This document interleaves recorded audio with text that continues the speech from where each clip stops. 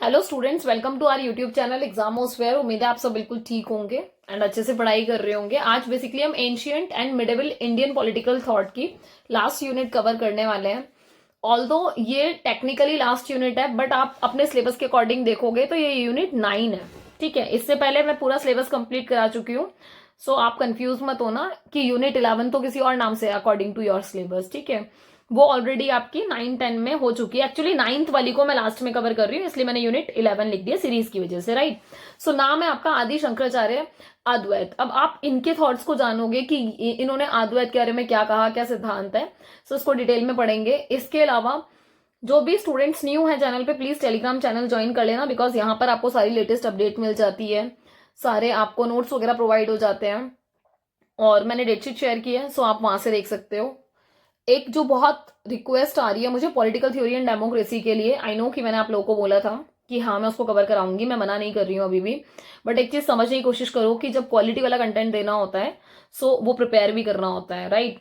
कई जगह से देखकर आपकी चीजों को मतलब एक जगह पर लेके आया जाता है ताकि आपको वो प्रिसाइजली मिल सके। ठीक है, क्वालिटी हैम्पर ना हो, इसलिए टाइम लगता है चीज़ों को अरेंज करने में। नोट्स बनाना, फिर रिकॉर्ड करना, अपलोड करना, समझ पा रहे हो, तो मतलब थोड़ा सा लॉन्ग प्रोसेस है। सो आई होप आप लोग समझोगे। आपका जो एग्जाम है theory and practice of democracy 27 दिसंबर को है और एसओएल वालों का आई थिंक 11 जनवरी को है। ठीक है, हालांकि आप लोग एक बार डेटशीट जरूर से चेक कर लेना, ठीक है, कि मैंने डेट सही बोली है या नहीं। बट जो आपका एक वाला मतलब एक कहने का मतलब है एनसीवेब और रेगुलर वालों का एग्जाम 27 जनवरी को था as per your date sheet, फिर भी चेक कर लेना। तो उससे पहले मैं कवर करा दूंगी इसको। बस एक काम मैं ये कर सकती हूँ क्योंकि मैं उसका कंटेंट प्रिपेयर कर रही हूँ आपका, ठीक है। सो बहुत जल्दी कवर होकर रिकॉर्ड करना शुरू कर दूंगी। आपके फेवर में सिर्फ एक काम किया जा सकता है कि मैं ये जो टेलीग्राम चैनल है इसके ऊपर आपको वो पीडीएफ शेयर कर दूंगी ताकि आपको थोड़े से नोट्स वगैरह मिल जाएं, ताकि आप इसको पढ़ सको। ठीक है, इसके अलावा जो भी न्यू है वो प्लीज सब्सक्राइब कर लेना ताकि आपको लेटेस्ट वीडियोस मिल सके, नोटिफिकेशन मिल सके। लाइक एंड शेयर कर देना अपने जूनियर्स को ताकि उनको हेल्प हो जाए, आपके फ्रेंड्स वगैरह को। Public administration in India, constitutional values and fundamental duties, India foreign policy and Indian government and politics already complete है ये प्लेलिस्ट। ठीक है, एक जरूरी बात, पब्लिक एडमिनिस्ट्रेशन इन इंडिया में आप जाके चेक करेंगे तो मैंने ना जहां क्वेश्चन पेपर शेयर किया हुआ है या फिर प्रीवियस ईयर शेयर किया हुआ है, ठीक है, आप जाके देखना वीडियो में, तो वहां पर ना मैंने आंसर राइटिंग भी बता रखी है। सो आप लोग वहां से वो भी देख सकते हो।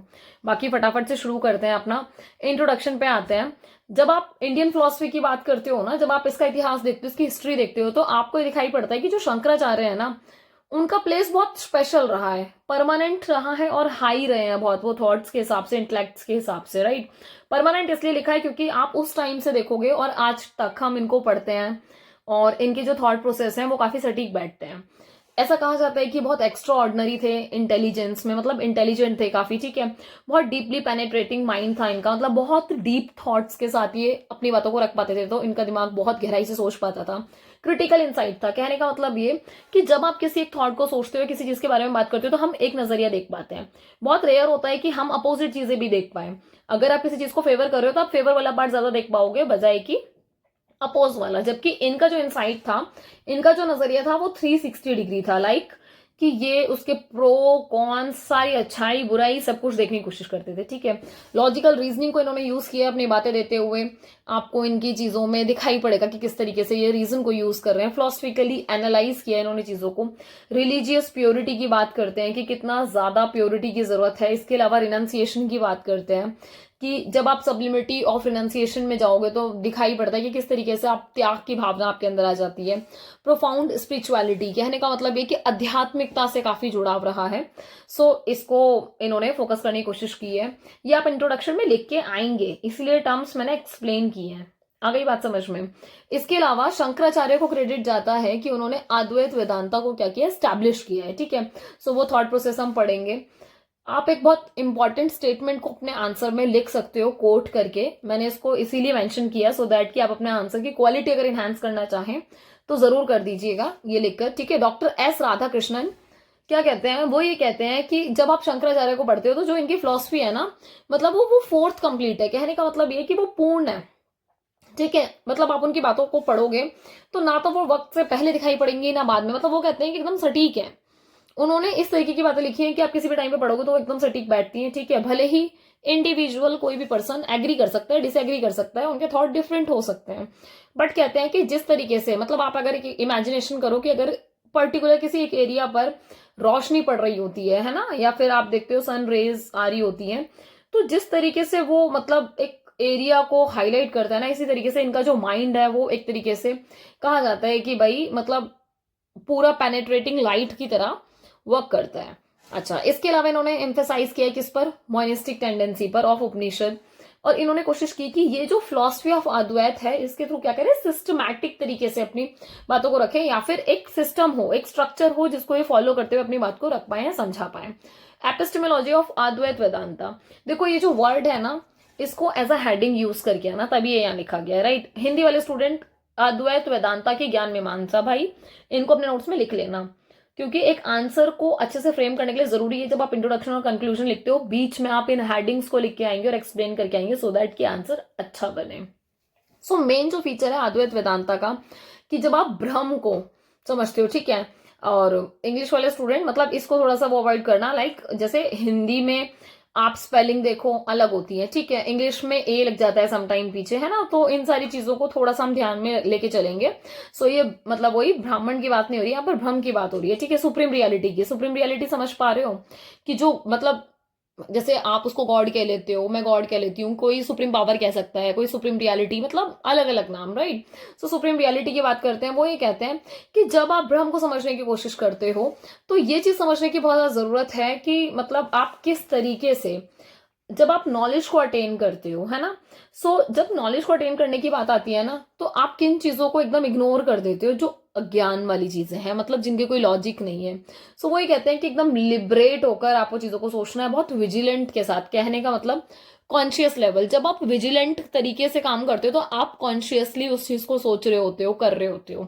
एक होता है सबकॉन्शियस, मतलब जो ऑटोमेटिक चल रहा है, राइट, और एक होता है कॉन्शियसली, जिसको आप अपने मतलब ध्यान में रखकर कि हाँ भाई कॉन्शियसली मैं कर रही हूँ इस काम को, ठीक है, सतर्क रहकर बेसिकली, ठीक है।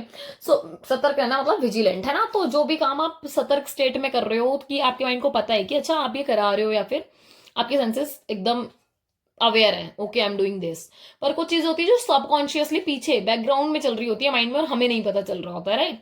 सो उसकी बात हो रही है। इसके अलावा वो कभी भी मतलब मना नहीं, मतलब वो कभी डिनाई नहीं करते इस बात को कि जो आपका वर्ल्ड है ना, उसकी जो प्रैक्टिकल इंपॉर्टेंस है उसके बारे में, जैसे उन्होंने कहा, वो ये कहते हैं कि जब आप बात करते हो, आप ये देखो कि जब आपको एक नॉलेज के हाईएस्ट लेवल पर जाना है, तो वो ये कहते हैं कि आप इस चीज को कभी नकार नहीं सकते कि जो प्रैक्टिकल वर्ल्ड में चीजें एग्जिस्ट कर रही हैं उस चीज को मना नहीं कर सकते, क्योंकि आप वो एक्सपीरियंस लेने के बाद ही जो आपकी हाई लेवल की नॉलेज है आप या फिर सुप्रीम रियलिटी, आप वहां तक तभी पहुंच पाओगे जब आपने ये चीजें देखी होंगी, समझ पाओगे, ठीक है। तो जो अद्वैत है वो रिकॉग्नाइज करते हैं नॉलेज को सिर्फ इंपेरिकल लेवल पर, इंपेरिकल लेवल समझ पा रहे हो जहां पर आप एक्सपीरियंस ले पा रहे हो, ठीक है। सो इंपेरियल ई से इंपेरिकल, ई से एक्सपीरियंस, ऐसे याद रख लेना, ठीक है। और यहां बिलीव किया जाता है सेल्फ वैलिडिटी ऑफ नॉलेज के ऊपर। कहने का मतलब है कि आप जिस भी नॉलेज की बात कर रहे हो आप उसको वैलिडेट कर रहे होते हो, ठीक है। सो उसको विश्वास करने के लिए बहुत जरूरी है। ये जो मैकेनिज्म है ऑफ नोइंग इन्वॉल्व नोअर और प्रमता, कहने का मतलब है कि प्रमाण की बात हो रही है यहाँ पर एक्चुअली, ठीक है।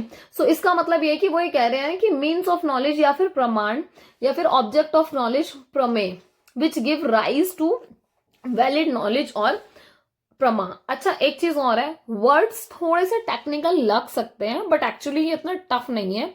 सिंपल सी बात ये है कि अगर आप प्रमाण दे रहे हो किसी भी चीज का तो प्रमेय होना चाहिए, समझ पा रहे हो। कहने का मतलब है कि कोई ऐसा वैलिड रीजन, कोई ऐसी वैलिड बात जो उस चीज को जस्टिफाई कर पाए, ठीक है। सो यहाँ उसी की बात की गई है। सो इन टर्म्स को एज इट इज यूज करके आना पड़ेगा आपको। So it is my humble request to all my students कि ये वाला जो टॉपिक है भले ही इसको दोबारा देख लेना वीडियो में, या फिर नोट्स बनाते हुए वापस से रीड कर लेना, इन टर्म्स को जरा लिख के आना एज इट इज, ठीक है, अदरवाइज मतलब बदल जाएगा चीजों का, ठीक है।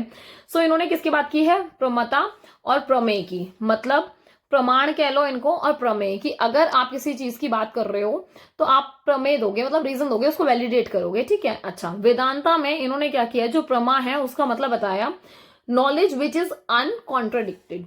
कहने का मतलब कि ये उस नॉलेज की बात करें जिसके ऊपर कोई कॉन्ट्रडिक्शन नहीं है। कॉन्ट्रडिक्शन समझ पा रहे हो, जैसे हम कई बार कह नहीं देते हैं कि कोई एक पर्सन अगर किसी टॉपिक पे बात कर रहा है तो वो उसके फेवर में भी बोल जाता है और बातों बातों में ही ऐसा लगता है कि वो अगेंस्ट भी बोल गया। तो फिर हम अपनी एक लोकल लैंग्वेज में कह देते हैं ना, चट भी अपनी पट भी अपनी, मतलब अपनी बातों में ही फंस गया। खुद ही तो ऐसा कह रहा था, अब खुद ने ही ऐसा कह दिया। समझ पा रहे हो? तो ये बात कर रहे हैं कि वो चीज इस तरीके की ना हो। तो ये बात कर रहे हैं नॉलेज ऐसी हो जो अनकॉन्ट्राडिक्ट हो, मतलब जो बिल्कुल सटीक तरीके से कही हुई हो, स्ट्रेट फॉरवर्ड कि हाँ जी यही है, चाहे 10 बार कहवा लो यही बात है। ठीक है।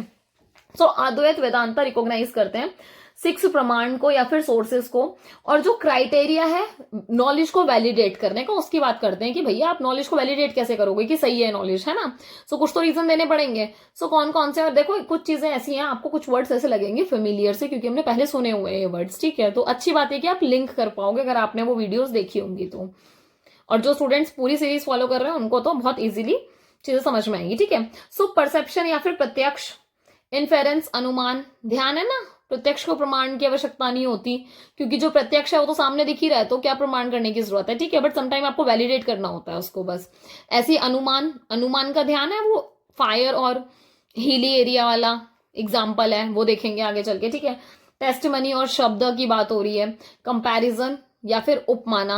एक चीज और है कि जो इंग्लिश वाले स्टूडेंट है ना वो भी इनफेरेंस को अनुमाना ही लिख के आओगे, ब्रैकेट में करके लिख के आना, अच्छा इंप्रेशन पड़ेगा। ठीक है। So it's not only for Hindi students, it's for you as well, right. अच्छा, इसके अलावा पॉस्टुलेशन या फिर अर्थपत्ति की बात हो रही है, नॉन कॉग्निशन या फिर अनुपलब्धि की बात हो रही है। ठीक है। सो अब इन प्रमाणों को थोड़ा सा सेपरेटली मैं हल्का सा डिस्क्राइब कर देती हूँ आपको।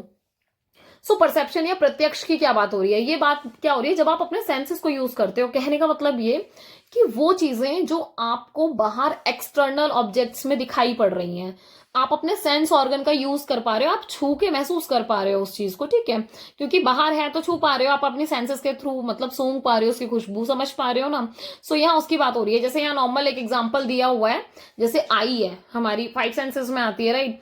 तो अगर कोई ऑब्जेक्ट रखा है कहीं पर या कोई ऑब्जेक्ट एग्जिस्ट कर रहा है तो हम अपनी आंखों से देख पाएंगे उसको कि ओके वो वहां रखा है। जैसे एग्जांपल दे रखा है इन्होंने फ्लावर का, तो जैसे फ्लावर बोला तो फ्लावर से आपकी आंखों में एक इमेज बन जाएगी। ठीक है। आपका माइंड एक तरीके की इमेज क्रिएट कर लेगा। ठीक है। तो वो थॉट आ जाएगा। तो मतलब ये जो मॉडिफिकेशन है ना, इसी को वृत्त भी बोल देते हैं। कि जैसे मैंने आपको बोला फ्लावर, तो फ्लावर से एक नॉर्मल फ्लावर की इमेज आएगी। मैंने आपको बोला सनफ्लावर, सनफ्लावर से इमिडिएटली क्या होगा, सनफ्लावर की इमेज या वो फोटो या कहीं भी आपने देखा होगा तो वो कुछ ऐसा रिफ्लेक्ट करेगा, ओके रोज, ओके ठीक है। ठीक है। और सम टाइम इट हैपन, अगर बहुत किसी की इंटेंसिटी बहुत हाई होती है ना, तो अगर मैं ऐसे बोलूँ ना रोज की खुशबू यार कितनी बढ़िया लगती है, तो भाई साहब रोज की खुशबू महसूस भी हो, मतलब आप ना महसूस, कहने का मतलब है कि ऐसा लगेगा आपके आसपास वो फ्रेग्रेंस है। या फिर इसका बेस्ट एग्जांपल है जब हम इमली की बात करते हैं, खट्टा खाने की बात करते हैं, खुद ही मतलब क्या होता है, पानी आ जाता है मुंह में।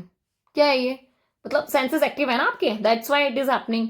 सो एक ये वाली चीज। इसके अलावा इन्फेरेंस, अनुमान की बात हो रही है। सो ये बहुत सिंपल एग्जांपल है, पहले भी हम पढ़ चुके हैं। इन्फेरेंस का मतलब क्या है, इन्फेरेंशियल नॉलेज। कहने का मतलब है कि जो नॉलेज है वो ड्राइव हो रही है अनुमान की वजह से, बट डायरेक्टली नहीं। कहने का मतलब है कि अगर प्रीवियस नॉलेज आपने अटेन की हुई है किसी और सोर्स से, तो आप क्या करते हो, अपना परसेप्शन, टेस्टिमनी, मतलब इन सारी चीजों को अगर आप देखते हो तो कहीं ना कहीं ऐसा होता है कि इंसान आगे की नॉलेज को जनरेट करने के लिए सक्षम हो पाता है या फिर इनेबल हो पाता है एक्सप्लोर करने के लिए, राइट। अच्छा, एक बहुत बेसिक सी बात है, अगर आप देखो तो जो इनफरेंशियल नॉलेज जो होती है इसमें क्या है, इसको प्रोड्यूस किया जाता है नॉलेज ऑफ इनवेरिएबल तरीके से। अच्छा, एक बात और देखो कि जो आप यहाँ बात कर रहे हो, जैसे मैंने यहाँ तुम्हें एक एग्जांपल देने की कोशिश की कि बहुत सिंपल सी बात है कि द हील हैज फायर। अब ये देखो कि अगर आप किसी हीली एरिया पे हो और आपको वहां फायर लगी हुई दिख रही है, ठीक है, आंखों से आग नहीं दिख रही, सिर्फ धुआं दिख रहा है, ठीक है, सिर्फ स्मोक दिख रहा है, इसको हेतु भी कह देते हैं, ठीक है। और जो हील है वो पक्ष है, ठीक है। कहने का मतलब ये है कि जो पक्ष है ये इस हेतु को कुछ ना कुछ जर्नलाइज करने की कोशिश कर रहा है। पहाड़ है, पहाड़ पे ये आपको स्मोकी स्मोकी एरिया दिख रहा है या धुआं धुआं सा दिख रहा है। यार सिंपल सी बात है, आग जल रही है, आग में भी धुआं लगता है ना, जब आग जल रही होती है तो धुआं दिखाई पड़ता है ना, खूब ऊंचा ऊंचा धुआं दिख रहा है आपको। सो एक बात बताओ, एक इन्फेरेंस लगाया जाता है, अनुमान लगाया जाता है शायद वहां आग लगी है पहाड़ी के पीछे, तो अभी इतना ज्यादा धुआं है। समझ पा रहे हो? सो ये क्या चीज हुई कि एक परसेप्शन बना रखा है कि अच्छा जहां पर आग होगी वहां पर स्मोक होगा ही होगा, जबकि भाई ये धुंध भी तो हो सकती है और धुंध ही है एक्चुअली ये, राइट। सो यहाँ क्या है, परसेप्शन जो हमने क्रिएट किया हुआ है कि जहां आग वहां धुआं, धुआं देखो भाई साहब आग लग गई, आग लग गई, जबकि practically it's not true. So it's क्या है, ये आपका अनुमान है। सो ये वाली चीज की बात की गई। इसके अलावा टेस्टिमनी या शब्द की बात करोगे, सो अद्वैत में जो मतलब आप जैसे वेद की बात करते हो, ठीक है, सो यहाँ बहुत इंडिपेंडेंट तरीके से प्रमाण किया गया या फिर एडमिट किया गया इन चीजों को। जो वेद है वो इम्पर्सनल या इटरनल है। बहुत सिंपल सी बात है, देखो सबके अपने अपने थॉट प्रोसेस होते हैं, तो हम यहाँ पर शंकराचार्य के थॉट प्रोसेस को पढ़ रहे हैं। वेद के बारे में लिखा गया कि वो कहीं ना कहीं मतलब जैसे शुरू से ही जब उनका क्रिएशन हुआ तो वो कहीं ना कहीं डिसअपियर विद डिसअपियरेंस थे। कहने का मतलब ये कि ऐसा कहा गया कि कुछ चीजें ऐसी थी जो डिसअपियर होते होते डिसअपियर्ड हो गई। समझ पा रहे हो, लुप्त हो जाने के साथ ही लुप्त हो जाती हैं। सो इस तरीके से। अच्छा एक बात और है कि जब हम भगवान की बात करते हैं, कि जब आप ये देखोगे कि जब शुरुआत हुई थी किस चीज की, जैसे वेद के क्रिएशन की, और ठीक है, और फिर धीरे धीरे मतलब वही ऐसा कहा जाता है ना जैसे भगवान ने ही पूरी पृथ्वी को बनाया, कहा क्या जाता है, दैट इज ट्रू, राइट। कि कोई तो सुप्रीम अथॉरिटी है, कोई तो सुप्रीम पावर है, आप उसको सुप्रीम पावर कह सकते हो, आप उसको भगवान कह सकते हो, ईश्वर, अल्लाह, हम बहुत सारे नाम बोलते हैं उसको, ठीक है, पर कोई तो एक अल्टीमेट है ना सुप्रीम रियलिटी, या फिर कोई एक ऐसी एनर्जी है जिसने सबको क्रिएट किया है, राइट। पर ये वाली बात भी सही है, जब डिस्ट्रक्शन होता है या फिर प्रलय आता है तो माइंड में क्या आता है, सिर्फ और सिर्फ भगवान। बहुत सारे ऐसे लोग हैं जो भगवान को नहीं मानते, बट अल्टीमेटली जब बहुत बहुत बहुत वर्स्ट सिचुएशन होती है तो एकदम से क्या निकलता है, हे भगवान प्लीज बचा लेना, हे भगवान प्लीज संभाल लेना। चाहे इंसान पूजा ना करता हो रोज, चाहे हाथ भी ना जोड़ता हो, बट एक ऐसा मोमेंट आता है लाइफ में जब मतलब वो कह रहे हैं ना कि जब प्रलय की स्थिति होती है, डिस्ट्रक्शन की स्थिति होती है, तो बड़ा महसूस होता है भगवान प्लीज बचा लो, कैसे भी करके बचा लो। समझ पा रहे हो। सो यहाँ पे बात हो रही है कि जो अद्वैत है वो रिकॉग्नाइज कर रहा है गॉड को एज द ऑथर ऑफ वेद। वो ये कह रहे हैं कि स्पेशल सेंस में अगर देखा जाए ना, तो जो वेद के ऑथर है ना वो भगवान जी ही हैं, गॉड ही हैं आपके, ठीक है। और वो ये कह रहे हैं it's not his work in the literal sense. और ये वाली बात सही है कि जो इनका ये काम है बहुत लिटरल सेंस में नहीं है, ये सिर्फ एक मतलब एक नॉर्मल जर्नलाइज तरीके से एक नॉर्मल बात कह रहे हैं, right. So like everything else, वो कह रहे हैं जैसे और चीजें भी बनाई है या की है, ऐसे ही भगवान ने जो वेद में बातें लिखी हैं, फिर जो वेद है, वेद को भी भगवान नहीं बनाया, ठीक है। तो वेद को वो डिसअपियर करते हैं at the end of cycle, God repeat it at the beginning of the next cycle. देखो कहने का मतलब ये कि वो कह रहे हैं कि वेदास पे एंड हो जा रहा है और फिर से नई साइकिल शुरू हो रही है, जहां पर शुरुआत कौन कर रहे हैं, भगवान ही कर रहे हैं। समझ पा रहे हो, बहुत गहराई में अगर देखा जाए तो ईश्वर ने ही जीवन दे दिया है, सारी चीजें हो गई हैं, पर ये साइकिल है। वो कहते हैं ना जन्म के बाद मृत्यु, तो एक साइकिल चलती रहती है ना, लाइक। तो मतलब इट इज लाइक दैट कि हाँ मतलब आपकी बिगिनिंग जो है वो भी भगवान कर रहे हैं और एंड भी भगवान से ही हो रहा है, कि मतलब समाप्ति भी उन्होंने ही की है, ठीक है, क्योंकि वही हमारे क्रिएटर है। और वही फिर एक पर्टिकुलर टाइम के बाद मतलब हमारी जो सोल है वो ट्रांसफॉर्म हो जाती है, ठीक है। अच्छा इसके अलावा अकॉर्डिंग टू इट अगर आप देखोगे, जो स्क्रिप्चर्स की बात हो रही है, और आप और चीजों को देखोगे, जैसे ब्राह्मण्स की बात होती है, फिर निर्गुण ब्राह्मण्स की बात होती है, जिसको आप देखोगे बेसिकली स्क्रिप्चर्स में जिनके बारे में लिखा गया है, ठीक है। तो सिर्फ 6 इंडिकेटिंग मार्क्स बताए हुए हैं उनके, जो फॉलो अप होते हैं। और आप ये देखोगे जैसे कि मतलब इंट्रोडक्शन, कंक्लूजन हो गया, रिपीटेशन हो गया, यूनिकनेस, रिजल्ट, इयोलॉजी, लॉजिकल प्रेजेंटेशन, मतलब ये वो 6 चीजें हैं मतलब जिनको बेसिकली फॉलो अप किया जाता है। अच्छा अब नेक्स्ट है आपका कंपैरिजन या उपमान। आप ये देखोगे उपमान की अगर बात कर रहे हो, ठीक है, या कंपैरिजन की बात कर रहे हो, तो यहां बात हो रही है knowledge gained by analogy. Analogy के थ्रू, एनालॉगी समझते हो ना, जहां पर हम सिमिलर चीजों का एग्जाम्पल दे देते हैं, एज इट इज जिसको बोलते हैं, कि अच्छा ये तो ऐसे वाली बात है जैसे वो वाली बात है। समझ पा रहे हो, मतलब सेम सिचुएशन का सेम एग्जांपल अगर आपने दे दिया, बस पर्सन अलग हो सकते हैं, या फिर मतलब चीजें थोड़ी सी डिफरेंट होंगी बट लगेंगी ऐसी कि ओ सेम सेम है, सिमिलर है, ठीक है। सो वो कह रहे हैं independent source of valid knowledge है। इसका एग्जांपल मतलब बहुत सिंपल देखा जाता है कि अगर एक बंदा है जो किसके बारे में नहीं जानता, गवाए के बारे में नहीं जानता, ठीक है। सो उसको क्या उसका दोस्त ने मतलब दिखाया कि भाई मतलब वो ऐसे नॉर्मल बता रहा है कि किसके जैसे होता है, ये बिल्कुल ऐसे वाली बात है कि अगर आपको जैसे मैं एक एग्जांपल दूं, जैसे किसी ने बहुत मतलब मान लो कोई छोटा बच्चा है, वो आपसे पूछ ले कि जी गाय और भैंस में क्या अंतर होता है, ठीक है। तो या फिर गाय उसने देखी पर भैंस नहीं देखी, तो आप उसे कैसे बताओगे कि भैंस कैसी होती है, मतलब कुछ तो एनालॉगी क्रिएट करोगे ना। फिर आप बोलोगे आपको ये पता है कि उसने गाय देखी 100%, ठीक है, या फिर सामने गाय खड़ी है, फिर आपने बताया कि हाँ यार भैंस भी ऐसे ही, मतलब भैंस का दूध भी ऐसा होता है, मान लो दूध के ऊपर बात चल रही है इन जनरल, तो आप एकदम से किसी को बताओगे कि यार भैंस का दूध भी काफी मतलब क्या रहता है कि हाँ भाई काफी स्ट्रांग रहता है, या फिर थोड़ा सा ताकतवर ज्यादा रहता है, हालांकि गाय का ज्यादा ताकतवर ताकतवर रहता है ऑल दो। बट आपको सिर्फ समझाने के लिए एक बात कह रही हूँ, बस ज्यादा पछड़े में ना पड़कर, कि एक बंदा है जिसने गाय देखी पर भैंस नहीं देखी है, ठीक है। अब हम उसको समझा रहे हैं कि जी जैसे गाय है ना, ऐसे ही भैंस भी दिखती है, बहुत ज्यादा डिफरेंस नहीं है, ठीक है, पर भैंस आपको हमेशा काली ही मिलेगी, ठीक है। या फिर आप उसके और बेसिक अंतर बता दोगे जो जो है, पर समझाने के लिए क्या कहोगे, उसके भी दो पैर होते हैं, इसके भी दो पैर होते हैं, दो हाथ होते हैं, दो हाथ होते हैं, पर कहने को देखने को क्या लगता है कि भाई चारों पैर ही हैं इनके, राइट। हाँ बिल्कुल ऐसे ही दिखती है, ऐसा ही रिजेम्बलेंस है, समझ पा रहे हो। तो सेम ऐसे ही एक एग्जांपल दे रखा है गवाए का, कि किसी बंदे ने अगर गवाए को नहीं देखा पर गाय को देखा है, ठीक है, ऐसा हो सकता है हमें से बहुत सारे स्टूडेंट्स ने ना देखा हो।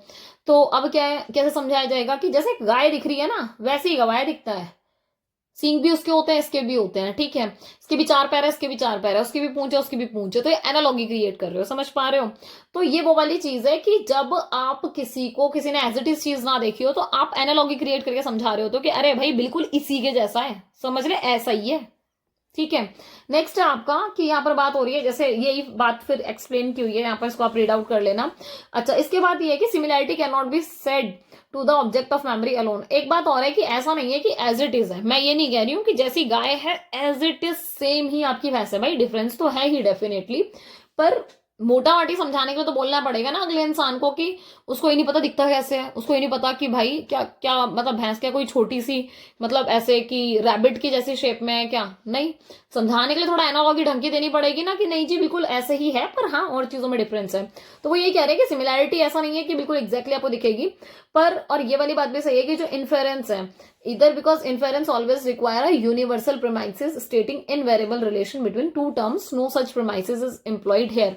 मैं इसको बहुत इजी लैंग्वेज में समझा देती हूँ आपको कि यहाँ क्या कहा गया है, कि वो ये कह रहे हैं कि जब आप इनफेरेंस की बात कर रहे हो, ठीक है, तो वो हमेशा कब जरूरी होगा या फिर क्या चीज रिक्वायर करेगा, वो यूनिवर्सल प्रेमाइसिस को, मतलब कि जो कॉमन चीजें हैं, कि चाहे गाय हो, भैंस हो, ठीक है, या फिर हम बैल की बात करें, तो ये सब के सब आप ये देखोगे कि दिखने में ऑलमोस्ट सिमिलर है सारे के सारे, राइट। तो आप क्या कर रहे हो कि जो इनका इनवेरिएबल रिलेशंस हैं, आप उनके बीच में जो भी प्रीमाइसेस है, आप उसके थ्रू बताओगे कि जी ये डिफरेंसेस हैं, पर ये वाली चीजें कॉमन है, राइट। सो यहाँ उसकी बात हो रही है, जो अद्वैत है वो रिगार्ड करते हैं कहीं ना कहीं उपमान का और कंपैरिजन का, बिकॉज आप इंडिपेंडेंट सोर्स ऑफ नॉलेज के थ्रू ही आप क्या कर सकते हो, इंडिपेंडेंटली इस चीज को एक्सप्लेन कर सकते हो। पॉस्टुलेशन और अर्थपत्ति की बात हो रही है, तो यहाँ पर वही है कि नॉलेज को अगर आप देखोगे तो नॉलेज को कैसे गेन किया जाता है, जब आपके पास मतलब किसी चीज को, कोई चीज अपीयर कर रही है ऑलरेडी, ठीक है, और आपको उस चीज की नॉलेज है, बट क्या चीज नहीं है, जो चीज अकर नहीं हो रही। मैं बहुत इजी करके अगर इसको समझाऊं, ये एग्जैक्टली वो चीजें हैं, मान लो कोई आपको एक चीज अपीयर हो रही है, ठीक है, जब कोई एक चीज अपीयर हो रही है तो आपने दूसरी नॉलेज उसी के चक्कर में खुद से क्रिएट कर ली, जबकि आपने वो दूसरी वाली बात देखी नहीं है, आपको पता नहीं है बात सही है गलत है। इसको अब मैं एक एग्जाम्पल के थ्रू समझाती हूँ, तो तुम्हें एक बार में समझ में आ जाएगा, ठीक है। एक देवदत्त का बहुत पॉपुलर एग्जाम्पल है, ठीक है। देवदत्त के लिए क्या बोला गया कि देवदत्त जो है एक पर्सन है, ठीक है, ये पर्सन है देवदत्त, जो कि डे टाइम में नहीं खाता है, ठीक है। अगर वो डे टाइम में नहीं खा रहा, एक चीज और है साथ में कि ही इज फैट, वो मोटा है, ठीक है। तो अब ये एक फैक्ट बना लिया या फिर खुद से ही एज्यूम कर लिया कि भाई इसका मतलब वो दिन में तो खा नहीं रहा, और अगला मोटा भी है, इसका मतलब कि भाई वो रात में ही खाता होगा, ठीक है। जबकि यहाँ जो पॉस्टुलेशन की बात है वो यही है कि नीदर परसेप्शन नॉर इन्फेरेंस, कहने का मतलब ये कि ना तो आप अभिधारण कर रहे हो और ना अनुमान लगा रहे हो, बिकॉज आपने बस ये बना लिया कि हाँ भाई ऐसा ही होगा, ठीक है। क्यों? क्योंकि टेक्निकली देखा जाए तो आपने तो नहीं देखा उसको रात को खाते हुए, बट आपने सोचा कि यार ये बंदा मोटा है, दिन में खा नहीं रहा, तो भाई साहब रात में ही खाता होगा ये, तो समझ पा रहे हो। सो ये पॉस्टुलेशन या अर्थपत्ति है कि आपने अर्थ निकाल दिया उस चीज का, ठीक है। नॉन कॉग्निशन और अनुपलब्धि की बात हो रही है, तो ये कहीं ना कहीं गेन होता है बाय नेगेशन, जहां पर निषेध की बात होती है, रिस्ट्रिक्शन की बात होती है, ठीक है। और ये इमीडिएट कॉग्निशन में आता है, जब जब मान लो कोई भी ऑब्जेक्ट है नॉन एग्जिस्टेंस में, मतलब एग्जिस्ट नहीं कर रहा, सो उसकी बात हो रही है। और यहाँ बहुत सिंपल सी बात है, जैसे एक एग्जाम्पल दिया गया है यहाँ पर कि अम्ब्रेला का, कि मतलब मान लो अगर हम अम्ब्रेला की बात कर रहे हैं तो एक उम्मीद की जा रही है कि भाई वो कमरे के किसी कॉर्नर में आपको दिखाई पड़ेगा, ठीक है, बट अल्टीमेटली है नहीं, वो वहां पर दिखाई नहीं देता। सो अब इसका मतलब क्या है कि होना चाहिए था पर है नहीं, तो ये अनुपलब्धि है, ठीक है, कि अवेलेबिलिटी नहीं है। इसके अलावा अद्वैत थ्योरी ऑफ एरर। अच्छा, थ्योरी ऑफ एरर के कॉन्टेक्स्ट में अगर समझें तो आप ये सोच रहे होंगे मैम ने रस्सी भी दिखा रखी है और सांप भी दिखा रखा है, क्या चक्कर है, तो समझ लेते हैं एक बारी।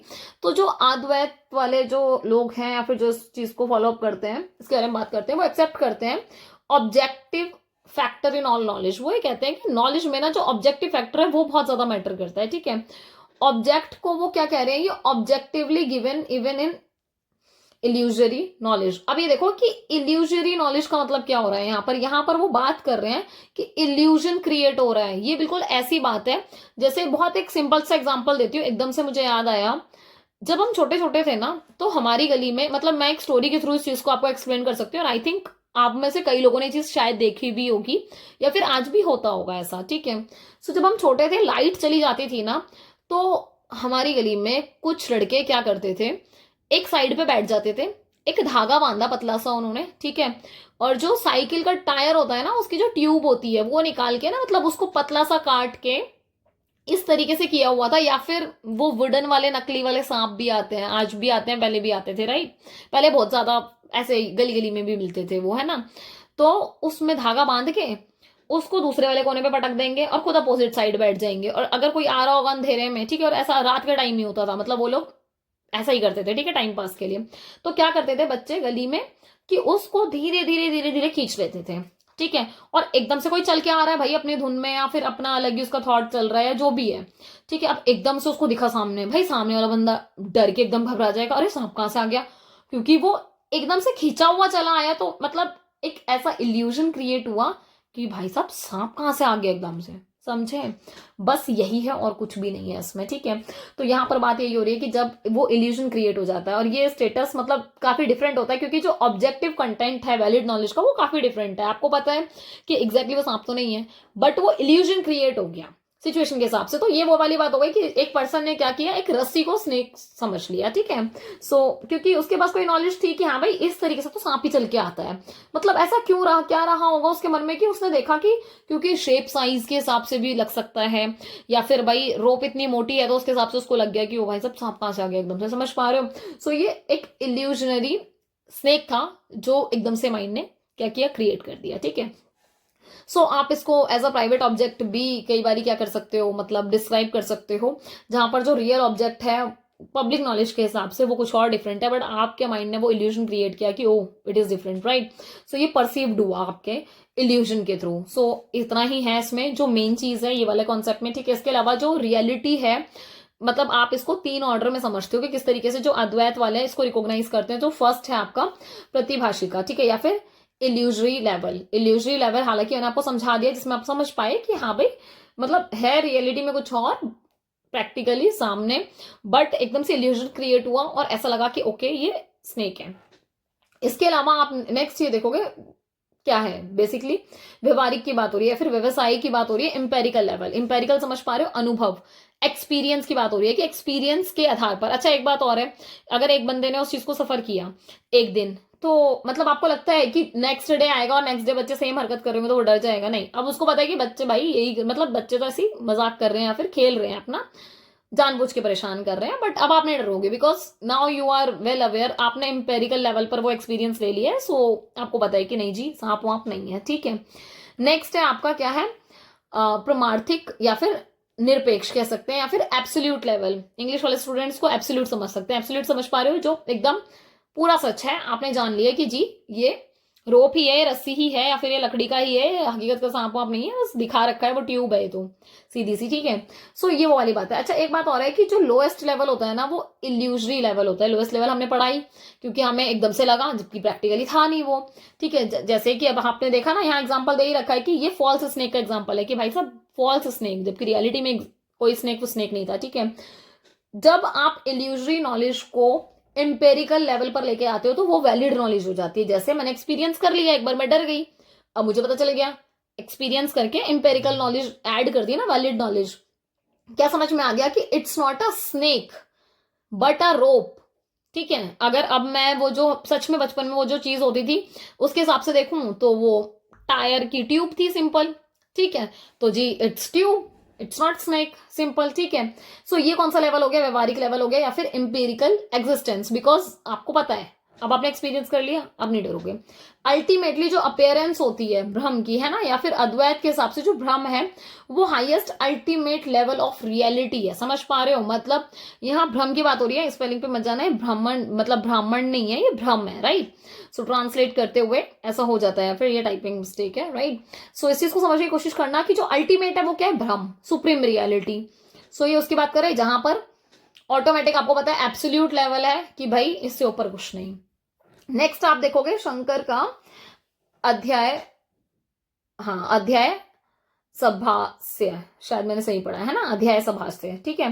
सो शंकरास अध्याय सभास्य के बारे में थोड़ा सा देखते हैं। तो जो ये अध्याय सभास्य है, ये कहीं ना कहीं जो वेदांत सूत्र है ना, आप समझ पा रहे हो, यहाँ पर ये बात कर रहे हैं जो आपके शंकरा ने इसके बारे में क्या लिखा है, क्या कमेंट्री की है, उसको देखते हैं। वो कहते हैं कि कमेंट्री के अलावा ना इससे ज्यादा से ज्यादा आप इसको ना एक इंडिपेंडेंट पीस ऑफ वर्क की तरह समझो कि भाई उन्होंने बहुत फ्री हैंड होकर एक काम किया है सिंपल इसमें, ठीक है, और जिसकी बहुत ज्यादा इंपॉर्टेंस भी अलग अलग तरीके से, ठीक है। जो शंकर है वो कह रहे हैं कि उन्होंने कभी भी प्रोपेगेट नहीं किया न्यू स्कूल ऑफ थॉट। वो कह रहे हैं कि उन्होंने कोई नया स्कूल नहीं बनाया, ना ही उन्होंने अटैक किया है किसी भी स्कूल ऑफ थॉट पे। वो सिर्फ अपने कॉन्सेप्ट देते हैं, सुपर इम्पोजिशन ऑफ, या फिर वो बात करते हैं किसकी, आप ये देखोगे अद्वैत की बात करते हैं, जो कि ऑलरेडी आप ये बात समझने की कोशिश कर रहे हो कि वहां पर उन्होंने क्या किया है, अध्यास की बात की है, जो कि ऑलरेडी उन्होंने अद्वैत सिस्टम में प्रेजेंट किया हुआ है। और इसका जो लिटरेचर है वो आप हमेशा शंकरा के थॉट प्रोसेस में पढ़ सकते हो। अच्छा, जो शंकरा है उन्होंने डिस्टिंग्विश किया है बिटवीन, किस चीज के बीच में उन्होंने बताया है, सेल्फ एंड नॉट सेल्फ। मतलब वो ये बता रहे हैं कि किस तरीके से स्वयं और मतलब नॉट सेल्फ, समझ पा रहे हो कि नॉट सेल्फ के बीच में क्या डिफरेंस है। और इसके अलावा वो वार्न भी करते हैं against confusing the to be the same. एक चीज और है कि सेल्फ और सेल्फ नॉट, एक बात ये कि एक तो हमारे अंदर की बात होती है, मतलब हमारा अंदर मन जो होता है, ठीक है, और एक बात होती है कि ऊपरी, मतलब कहते हैं ना कि हर इंसान ने एक मुखौटा पहना हुआ है, मतलब हम अंदर से कुछ है ऊपर कुछ है। ऐसा हो सकता है कि कई बार ऐसा होता है ना कि हम डर रहे होते हैं पर हम ऊपर से दिखा रहे होते हैं नहीं नहीं बहुत कॉन्फिडेंस में, पर इनर सेल्फ जान रहा है कि भाई साहब डर लग रहा है, समझ पा रहे हो। जबकि एक जो आपका नॉर्मल सेल्फ आप दिखा रहे हो वो डिफरेंट है। तो वो यही कह रहे हैं कि इसको सेम मत समझ बैठना, ठीक है। In the field of I and दो, और यहाँ इसी की बात कर रहे हैं, मैं और तू, ठीक है। ये जो इन सब्जेक्ट की बात करें, इसी के ऊपर इन्होंने बात करी कि सब्जेक्ट और ऑब्जेक्ट है, इसको अपोज करते हैं कि इनका जो नेचर है ना बिल्कुल डिफरेंट है। मतलब एक बिल्कुल लाइट की बात हो रही है, एक बिल्कुल डार्कनेस की बात हो रही है, समझ पा रहे हो। सो लाइट और डार्कनेस की बात कर रहे हैं और ये काफी चीजें अपोजिट है, राइट। अब इन्होंने क्या कहा कि अगर आप शंकर के वर्ड में देखोगे कि वो ये कह रहे हैं कि मान लो आपने कभी कोई चीज देखी, ठीक है, तो वो आपकी मेमोरी बन जाती है, मेमोरी के फॉर्म में होती है, वो एग्जिस्ट हमारे माइंड में, ठीक है।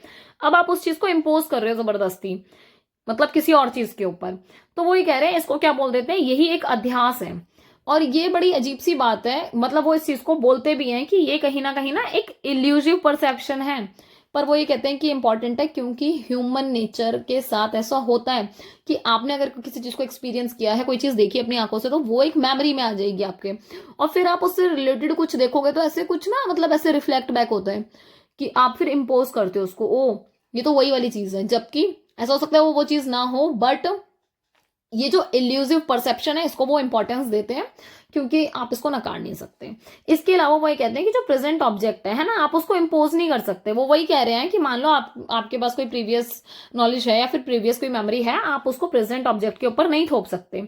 बट ये वाली बात सही है कि जो इम्पोजिशन है, मतलब वही वाली चीज है ना कि हम, एक ह्यूमन नेचर है कि आपने अगर वो चीज पहले से देखी हुई है तो आप ना चाहते हो वो चीज कर देते हो। जो ऑब्जेक्ट है इम्पोजिशन का is somewhere else, that is why imposition is illusion. क्यों? क्योंकि जो आपने ऑलरेडी मेमोरी रखी अपने माइंड में वो किसी और चीज पे इंप्लीमेंट हो रही है, ठीक है, और आप यहाँ उस इम्पोजिशन को यूज कर रहे हो तो वो कहीं ना कहीं इल्यूजन है, ठीक है। इसके अलावा जो अध्यास है वो कहीं ना कहीं रिजल्ट है किस चीज का, mixture of truth and untruth. लगता हमें यही है, नहीं नहीं सही है। जैसे आप बहुत सारी बार देखते होंगे कि कई बार ऐसा लगता है कि मतलब हमने जैसे किसी पर्सन को देखा बहुत पहले, कई सालों पहले, फिर आपको कोई बंदा दिखा और आपको लगा यार ये तो वही है, अरे 100% ये वही है। फिर आपको कोई और बता रहा है कि अरे नहीं नहीं ये वो नहीं है, आपको लग रहा है देखने में उसके रिजेम्बलेंस से लग रहा है कि शायद ये वही है, थोड़ी शक्ल मिलती जुलती है या फिर उसकी कद काठी लग रही है आपको मिलती जुलती, जबकि ये है नहीं वो पर्सन, समझ पा रहे हो। तो ये मिक्सचर है किस चीज का, ट्रूथ और अनट्रूथ का। इसके अलावा अल्टीमेटली जो शंकर है वो मेंटेन करते हैं सेल्फ को, क्योंकि आप ये देखोगे जो इमीडिएट एक्सपीरियंस होता है वो आपके सेल्फ के साथ होता है अंदर, मतलब आपकी अंतरात्मा जान रही होती है आपके एक्सपीरियंसेस को। सो इस चीज की बहुत बात की गई है। इसके अलावा उन्होंने वही कहा कि शरीरिका, या फिर आप यहाँ बात करोगे कि मतलब वो एम्बॉडिड कर रहे हैं, सेल्फ की बात कर रहे हैं, है ना। और यहाँ वो बात कर रहे हैं व्यवहारिक कॉन्टेक्स्ट की, मतलब आप प्रैक्टिकली उस चीज को देख पा रहे हो, और जो मेन चीज है वो सेल्फ इन रियलिटी है, जो कि एब्सोल्यूट है और इन्फिनिटी है। कहने का मतलब ये कि जिसका कोई अंत नहीं है, कंटिन्यू है। ओके, सो ये वाली चीज समझ में आई। इसके अलावा बात करें refutation of the different theories of error. अब देखो यहाँ पर त्रुटि के विभिन्न सिद्धांतों का खंडन, मतलब बहुत सारे ऐसे डिफरेंट डिफरेंट थ्योरीज हैं जिसका खंडन किया गया है। सो जो थ्योरी ऑफ एरर है ना, इसको आप ख्याति वड़ा के नाम से भी जानते हो, ठीक है। इसका मतलब है फॉर इनवैलिड या फिर एररनेस क्या नॉलेज, ठीक है। मतलब उसकी बात कर रहे हैं कि एक ऐसी चीज जहां पर एरर ना हो, या फिर जो इनवैलिड वाली चीजें उनको हटाने के लिए। एरर का मतलब ही क्या है, वही रिवर्स ऑफ वैलिड नॉलेज। जो वैलिड नॉलेज है उसका अपोजिट कर दो, वो एरर हो गया, जो गड़बड़ है इनवैलिड है, सिंपल, ठीक है। अगर आप वैलिड नॉलेज के केस में देखोगे, so presumption of object is found in term of what is really is, but in case of error it is found in inverse mode. कहने का मतलब क्या है, वो ये कह रहे हैं कि आपने प्रिजम्पशन कर लिया किसी ऑब्जेक्ट का कि हाँ भाई ये वाली ऑब्जेक्ट इस टर्म में यहाँ पे पाई गई है, बट रियलिटी में कुछ और है। अगर वो चीज एरर हो जाती है तो ये चीज इनवर्स मोड में है। It is simply like that कि अगर अब मैंने नॉर्मल बोला कि भाई मान लो कोई ऑब्जेक्ट है, मैंने बोला कि वो पेन है, आपको उस वाली अलमीरा में मिलेगा, ठीक है। आप गए, अगर आपको मिल जाता है तो वैलिड है कि हाँ भाई ठीक है। हालांकि एग्जाम्पल या फिर मतलब उस तरीके से नहीं होगा जिस डीप डाउन में लिखा है, बट आपको एक जर्नल सेंस क्रिएट करने के लिए जस्ट एग्जांपल दे रही हूँ रैंडम, ठीक है। बट अगर आपने जाकर देखा उस अलमीरा में पेन नहीं है, दैट मीन्स कि वो क्या हो गया, इनवर्स मोड हो गया, अपोजिट हो गया, नहीं है, दैट मीन्स इनवैलिड है। समझ पा रहे हो? ऑल्दो कॉन्टेक्स्ट बिल्कुल अलग है, ध्यान रखना इस बात का, बस हल्का सा वो देने के लिए ना, मतलब कि लिंक अप करने के लिए मैंने वो एग्जांपल दिया, राइट। अच्छा, इसके अलावा हमारे पास बहुत सारी डिफरेंट डिफरेंट थ्योरीज हैं, जिसमें से आप ये देखोगे दिमाग ख्याति वड़ा है, ठीक है, असत्य खाती वड़ा, ठीक है, बदीती वड़ा है, और इसके अलावा क्या है, अन्यथा, और क्या है आपका ये अनिर्वाकिना वाकिन्या, अनिर्वाकिन्या ख्याति वड़ा, ठीक है। सो मतलब ये सारे आप देखोगे नाम, इसको परसेप्शन ऑफ सत असत वलिक्षणा भी कह देते हैं, ठीक है। और ये जो थ्योरी ऑफ एरर है इसको एडवोकेट किया था किसने, अद्वैत वेदांता ने। सो इस चीज का थोड़ा सा ध्यान रखना, अगर ये सारे नाम भी ध्यान न रहे तो एक्सेट्रा करके लिखाना, ठीक है, बच जाओगे। अच्छा, इसके अलावा जो आत्मख्यातिवाद है या फिर सेल्फ अप्रहेंशन की बात हो रही है, सो यहाँ पर ये जो थ्योरी ऑफ एरर है ये एडवोकेट किसने की, योगकारा स्कूल ऑफ बुद्धिज्म ने। तो ये बुद्धिज्म ने इस थ्योरी को एडवोकेट किया, ठीक है। इनके अकॉर्डिंग, मतलब शंकरा के अकॉर्डिंग, यहाँ पर वो एक्सटर्नल वर्ल्ड की बात करते हैं कि जो आप बाहरी दुनिया में एक्सपीरियंस करते हो ना, जिन ऑब्जेक्ट्स का अपने सेंसेस के थ्रू, मतलब आपके आसपास ही जितनी भी मटेरियलिस्टिक चीजें आपको दिखाई पड़ रही हैं, मतलब जैसे मेरे सामने अब अगर देखा जाए तो टेबल है, चेयर है, ठीक है, सो फैन है, तो आप समझ पा रहे हो कि ये क्या है, ये चीजें मुझे सामने से दिखाई पड़ रही हैं, ठीक है। So it can not be consider as all together non existent. अब देखो एक बात बताओ, पंखा सामने दिख रहा है, टेबल चेयर दिख रही है, क्या ये एकदम से गायब हो जाएगी?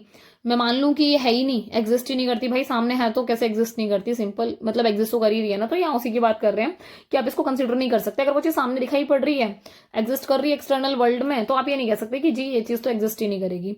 इसके अलावा शंकर और जो उनके फॉलोअर्स हैं, इन्होंने इस चीज को ना रिजेक्ट किया है। ये जो आत्मख्यातिवाद है इसको उन्होंने बिल्कुल अस्वीकार किया है, रिजेक्ट किया है। नेक्स्ट आप देखोगे अष्टख्यातिवाद, ठीक है, अप्रहेंशन ऑफ नॉन एग्जिस्टेंस। यहां बात कर रहे हैं नॉन एग्जिस्टेंस की। तो ये जो थ्योरी है, फिर ये जो एरर है, इसको माध्यमिक बुद्धिज्म ने क्या किया, एडवोकेट किया है, ठीक है। और एक और चीज है कि आप बेसिकली यहां देखोगे इसको आप शून्य ख्याति भी कहा जाता है, ठीक है। और ये शून्यवाद जो आपका बुद्धिज्म है वहां से निकल के आया है। इस जो थ्योरी में वही कि जो नॉन एग्जिस्टेंट थिंग है, मतलब कि कुछ ऐसी चीजें हैं जो एग्जिस्ट नहीं करती। जैसे इन्होंने सिल्वर की बात की, एक एग्जांपल दी, जैसे चांदी, ठीक है। सो क्या है कि ये एक भ्रम है, मतलब वो ये कह रहे हैं कि ये ना एक इल्यूजन है कि सिल्वर है सामने, ठीक है। जैसे मैंने सिल्वर की बात करी, अब सिल्वर दिख तो नहीं रहा, तो एक इल्यूजन है कि चांदी बोलती है पर कुछ ना कुछ एग्जिस्ट दिखेगा आपको, मतलब ये मन में कोई थॉट आएगा, बट एक्चुअली वो चीज सामने तो एग्जिस्ट नहीं कर रही ना।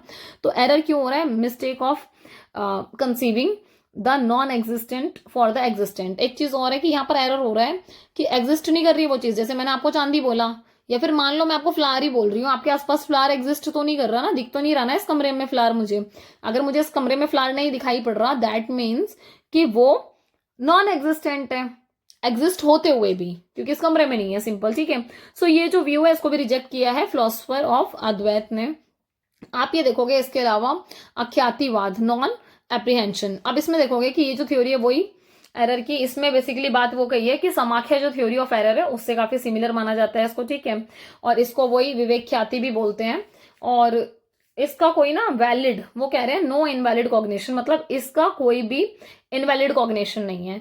इसके अलावा आप ये देखोगे यहाँ पर अन्या ख्याति, या फिर आप ये देखोगे यहाँ पर विपरीत ख्याति, है ना, विपरीत ख्याति, मतलब miss apprehension.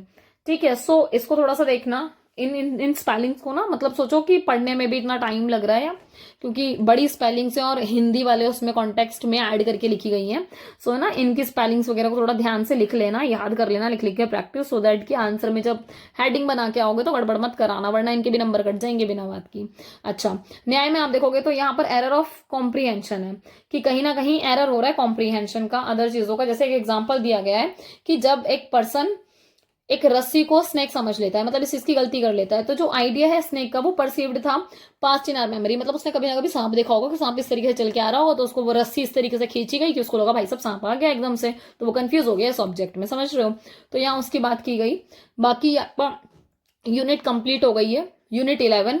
Technically according to your syllabus it was unit 9, ठीक है, बट सीरीज में अगर लेके चलें तो यूनिट 11। सो आपकी ये वाली सीरीज खत्म हो चुकी है, ठीक है। Thank you so much last तक बने रहने के लिए। टेलीग्राम चैनल जरूर ज्वाइन कर लेना, लाइक शेयर एंड सब्सक्राइब कर देना, मेरा भी थोड़ा मोटिवेशन बना रहेगा और आप लोगों को भी डेफिनेटली हेल्प हो रही है इससे, और भी स्टूडेंट्स को हो जानी चाहिए, ठीक है। तो सब तक इसको पहुंचाना ज्यादा से ज्यादा।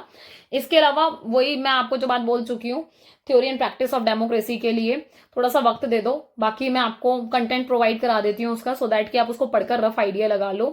कोशिश यही रहेगी कि मैं टाइम से करा दूं, क्योंकि कंटेंट बनाने में फिर रिकॉर्ड करने में मतलब थोड़ा सा लंबा प्रोसेस है, तो टाइम लगता है, ठीक है। इसके अलावा मेरी भी अपनी चीजें चल रही होती हैं साइड बाय साइड, तो मतलब थोड़ा बैलेंस करना होता है, राइट। आई होप आप लोग समझोगे इस चीज को। बाकी thank you so much once again, and बाकी पढ़ते रहो, आगे बढ़ते रहो, ध्यान रखो अपना, बाय।